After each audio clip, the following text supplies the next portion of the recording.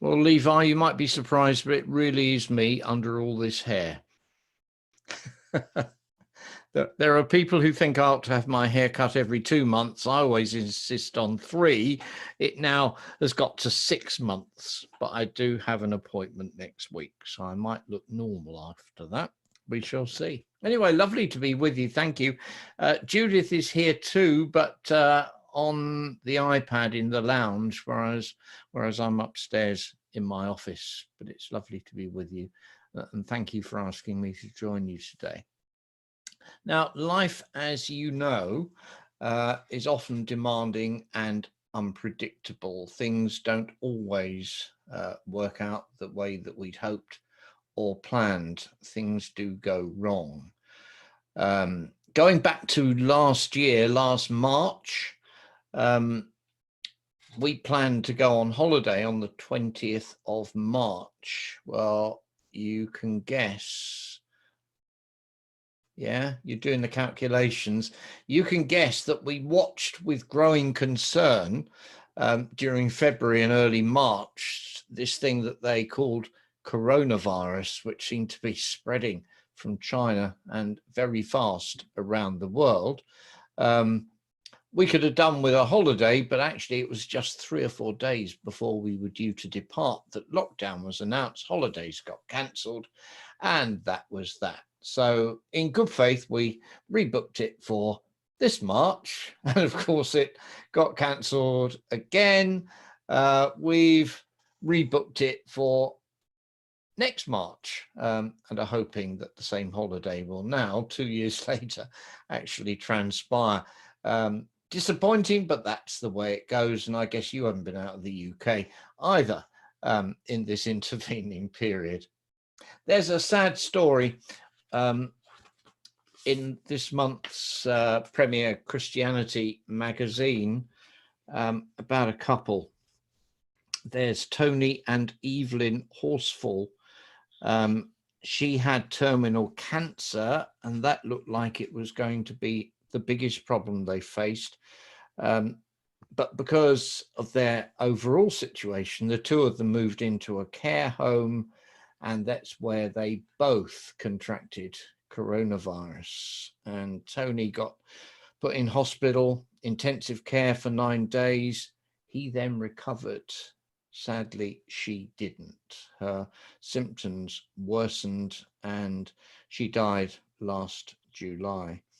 And you know, stuff happens. He will be very disappointed that despite everything, he survived and she didn't. And I guess all of us go through huge disappointments in life sometimes. Sad on Friday, wasn't it, to hear about the passing of Prince Philip, the Duke of Edinburgh. I heard a royal commentator say that Prince Philip, who apparently didn't like a fuss, was probably grateful not to reach his 100th birthday, because he would have had a lot of a focus on him when that happened. That was only going to be in June, just 2 months away. But I guess the rest of us are disappointed he didn't reach that milestone, because when you've lived 99 years and 10 months, it feels, doesn't it, a bit like a shame that somebody doesn't quite survive to the big moment that's just so close. But I picked this up yesterday. Get a load of this. Fascinating. Prince Philip died at 9 a.m. on the 9th of April, which is the 99th day of the year, and he was aged 99. So isn't that fascinating? I don't see anything in it other than just intrigue, but today we thank God, don't we, for the great life he lived and the amazing support that he's been to Her Majesty the Queen. Now, the Bible has plenty of stories that didn't quite work out the way that they maybe were hoped for as well, like Elijah. I don't know about you, but I've got a huge respect for Elijah standing up against the prophets of Baal on Mount Carmel. And, you know, they chucked water over the sacrifices and things deluged them, so they were dripping wet, and yet the power of God released the fire from heaven to consume the offerings on the top of Carmel. And you'd think after that moment that Elijah will be really secure in God and in the plans and purposes of God for him. But when King Ahab decided to go for him, I mean, Elijah scurries away, doesn't he? I mean, he can't run fast enough in order to escape the king, who he knows isn't going to treat him well. Disappointing that Elijah did that. If he could stand up against the prophets of Baal, why didn't he stand firm one more time? Who knows? No criticism, but I shall enjoy asking Elijah in heaven what actually happened. And what about the disciples of Jesus on a tempestuous Sea of Galilee? They're being thrown around all over the place. It's hazardous out there. And whatever's that in the distance, getting closer? And it's Jesus walking on the water. Well, for reasons I will never understand, Simon Peter asked Jesus also for the ability for him to walk on the water. And he got out of the boat. I mean, that really took courage, didn't it? But he got out of the boat and he found he could walk on the water, and all was going well until it dawned on Peter what he was actually doing and where he actually was, at which point he stopped looking at Jesus, looked at the waves, started to sink, and had to be rescued. And can you imagine the acute embarrassment back on board ship as he stands there soggy and shivering, because although the situation started so well and Jesus did enable him to walk on the water, it didn't last. Again, disappointment. So in this world, and for a huge variety of reasons, things don't always go the way that we hoped. Sometimes we can see why, other times it barely matters. The fact is, we find ourselves where we are, whether we like it or not. So let's go back. We heard the reading just now from John chapter 20. Let's go back to those events of the celebrations of Easter. I mean, it was an amazing day, Easter Day, in Jerusalem. Would you have been thrilled to be there? Wow. Of all the days, if God gave me the chance to, in a sense, jump into a historical situation and be there and be part of it, surely being in Jerusalem on Easter Day would be one of those places you really want to go to and share in what happened. Well, you know, there they are, the disciples, when on Easter morning, knowing that Jesus had died on Friday, they think it's just going to be another dour, sad, desolate day, when, you know, the rumors start that there's young men at the tomb, angels actually, who are making it clear that Jesus isn't there anymore. He's alive, and certainly his body's gone. And then you get Mary, who meets him in the garden, and you've got this amazing situation where bewildered disciples suddenly have to start getting their heads around the fact that Jesus, who said some pretty extraordinary things in his time, actually may have come back to life. Whew. Says in Luke 24:12 that Peter, after he visited the tomb, went home again wondering what had happened.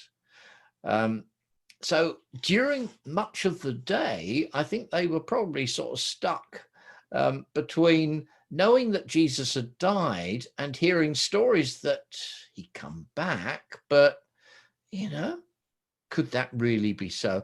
That evening, the confusion was lifted.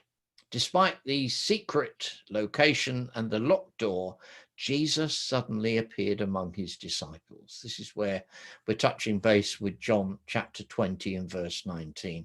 And he showed them the evidence that he'd been crucified just a couple of days before. And in what is probably the understatement of the millennia, John records, they were filled with joy when they saw the Lord. You bet they were. I mean, the sense of relief that he hadn't abandoned them, because that's how they would have felt. It must have been palpable. He even spoke his peace over them, breathed the presence of the Holy Spirit upon them. These disciples who'd seen some pretty spectacular things in their time with Jesus, and if you think about the contents of the Gospels, they really had, they must have been euphoric. Surely they were destined to go to bed that night with a real high dose of joy and adrenaline rushing around their bodies. I mean, what a day it's been. Jesus is back. Sadly, however, it wasn't quite to end that way. Jesus had met with them. He'd now gone again. So there's these disciples, 10 of them in that room, bathed in the radiance of joy that came from his presence having been with them, when there's a knock on the door. They called out to find out who it was. Oh, it was Thomas, one of their own. Now, he'd been out. We don't know where he'd been, but for reasons best known to him, he'd gone out for the evening. And it was while he was out that Jesus had come. So he comes back into the room. They let him in, and probably all together, I mean, you can imagine the cacophony of noise, probably all together, they're just trying to tell Thomas how fantastic it is that Jesus has come back and he was just there with them in that room. And here now is where the whole thing goes a bit pear-shaped. It's desperately sad, but there's that little word "but" that creeps into the text. But, he replied, they told him, we've seen the Lord. But, he replied, I won't believe it unless I see the nail wounds in his hands, put my fingers into them and place my hand in the wound in his side. But. And when they went to bed that night, the 10 disciples who'd met with Jesus must have felt that, in a sense, something had deflated them a bit, because, they saw him. He was there. And they would have hoped and expected that Thomas, even if he'd been missing, would have believed them when they all shared united reports of how Jesus had been there in that room with them. But he couldn't do it. He wouldn't do it. I won't believe, he said, unless. And he remained defiant. Can you imagine the dampener that this placed on the other 10? They knew Jesus had conquered death, but it was tragic, really, that Thomas wasn't there and that he refused to accept their report. That little word, but, is so intrusive, isn't it? Here it does, in a sense, so much damage to the joy that the other 10 have felt after having met Jesus again. So I'd like to take you back for a moment to September 2019. Excuse me, I'm having a hot sweat. I get these. It's a part of my medical situation. So it's not that I'm getting so excited about the resurrection, though I'm excited about the resurrection. It's not that. But this is just something I have to put up with from time to time, and hopefully the next one won't be till I've long finished this. So I take you back, may I please, to September 2019, 18 months ago, when Judith and I were privileged to join you for your retreat at Whitstable. When, if I'm honest, we had a real sense of anticipation, I think with you, at what God was going to do among you in your community, and in Kings Hill, as together you sought his plans and purposes for the future. Sadly, and let's face reality here, we are now one Sunday away from a separation that will come, not in terms of your friendships, but in terms of the official agreement with Matt and Claire, where in a week's time they will end their time of leadership within your church. Now, we're not going to go into any issues or reasons. In a sense, they're irrelevant. The fact, though, is that the partnership between pastor and people that 18 months ago we would have said looked so promising, it's now going to be dissolved. That little word "but" has sadly crept into the narrative. And I don't know. I don't know how you feel, but I know that from the outside, Judith and I have a sense of disappointment that what looked so promising in terms of your future together isn't now going to transpire. So maybe you understand the feelings in people like Peter, Andrew, James, John, and Jesus' other surviving disciples who, you know, they've been through this whole amazing roller coaster the last 2 weeks. Just stop and think a minute. Palm Sunday, they were on a real high. Maundy Thursday, it was despair. Jesus got arrested. Good Friday, utter devastation. By the afternoon, Jesus is dead. That confuses them. That leaves them in an awful place. And then Easter Day, Jesus comes back, but then you've got this disappointment because Thomas won't believe it. These guys know Jesus is risen and alive. Thomas just won't take it. And that would have left them feeling uneasy. Where does that put them? Where is this group of people together if one of them refuses to accept what the other 10 are saying? Uncertainty. It's not a good place to be.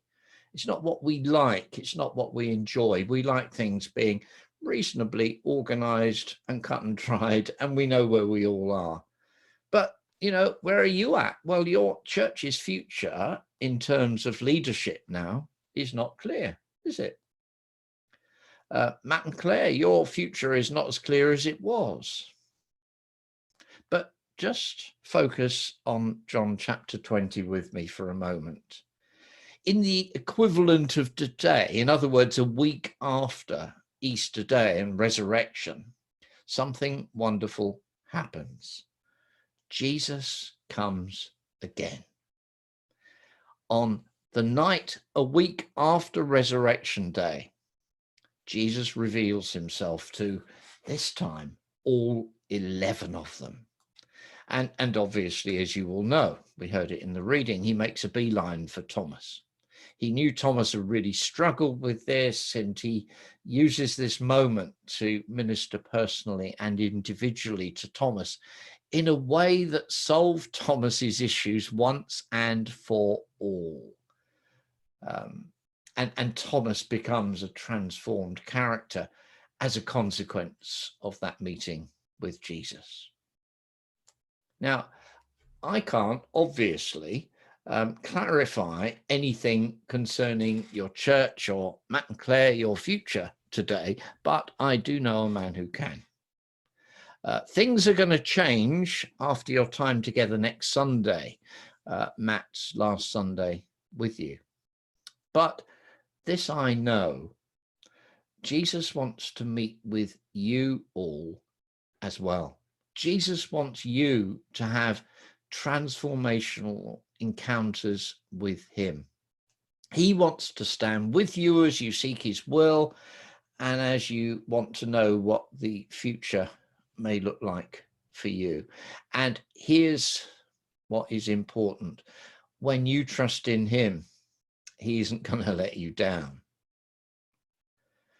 Now, clearly, and we know this from other parts of the New Testament, an encounter with the risen Jesus is absolutely life transformational.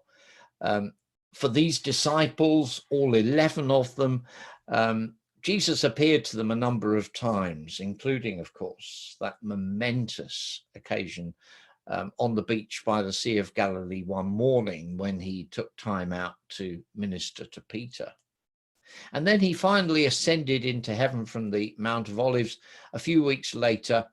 And as he met them in that period between Easter Day and Ascension Day, he encouraged them, he inspired them, he motivated them, he reassured them that when the Holy Spirit came, as he would at Pentecost, they'd be ready to face up to everything that God had in store for them and his plans for them for the future. So if disappointment is part of your experience today, this wasn't the plan. Look, the New Testament shows us how it can be dispelled. How can it be dispelled? By having a fresh encounter with the risen Jesus. And yeah, okay, it's not the same now for us as it was for them when he actually physically appeared in the room with them. I mean, it wasn't quite the same body as he had before the crucifixion, because he could appear and disappear at will, for instance. But you and I can still have life transforming encounters with Jesus. And maybe if there was the opportunity to share, some of us would have stories to tell how Jesus and we have met at times and in places that have really made such a difference to us. So how do you dispel disappointment? You dispel it by actually asking Jesus to come close, to bring that sense of his reassurance, his peace, and to just sense from that encounter that the plans and purposes that he has for you now, okay, they're not quite what maybe you thought earlier that they might look like, but they are still plans and purposes which will be for good.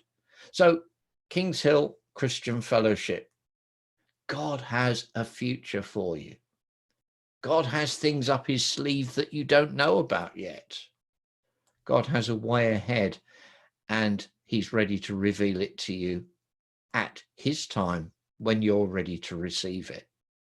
And Matt and Claire, your future, okay, so you can see a bit of it, but God knows the whole of it and will plan to reveal it to you bit by bit in his own way, in his own time, as you continue to seek him. I finished with this observation. The 11 disciples, so the 10 plus Thomas, Judas, of course, by now has well, it's not really long ago, but it feels long ago, has committed suicide. He's out of the picture. They brought the 11 back up to 12 by the appointment of Matthias. You'll read about that in the Acts of the Apostles, chapter 1. And it seemed that the 12 were now a coherent group again. But just remember this. They didn't seemingly stay as a unit for that long, serving and working together. Persecution and other factors came into play and dispersed them. And Thomas, so we're told through Christian history and tradition, found his way to India. He certainly arrived in India as a missionary, we're told, in AD 52, and was martyred there for his faith in 72 AD. So, you know, they came back together, but they weren't together for long. They were all over the place after that. And as you read the Acts of the Apostles, while the focus tends to go on to the Apostle Paul, it's clear that the 12 aren't a unit in the way they have been. They were dispersed. So what I want to say to you is, I guess it's true whenever we're part of a church or a Christian fellowship that the relationships that we have together usually have a limited lifespan. So enjoy what you've got when you've got it, because the time may well come when this person or that person finds themselves being led somewhere different, and you have to move on. And I guess when you reflect back on life, that's sort of how it is. You know, you have this relationship with these people now, but a few years later, some of those relationships are there. Others maybe have fallen away. So, you know, yes, you've had a period of time where as a church, you've had Matt and Claire with you and you've been able together to serve God, but things are going to change. But here, and with this I finish, that doesn't stop God moving and working out his plans and purposes in all of you, in whatever ways he wants for the days to come. And I encourage, maybe even implore you today to actually discover God through seeking Jesus' presence and his heart and all that he wants to share with you, in order that your futures, wherever, may work out the way that he wants them to. May God bless you all.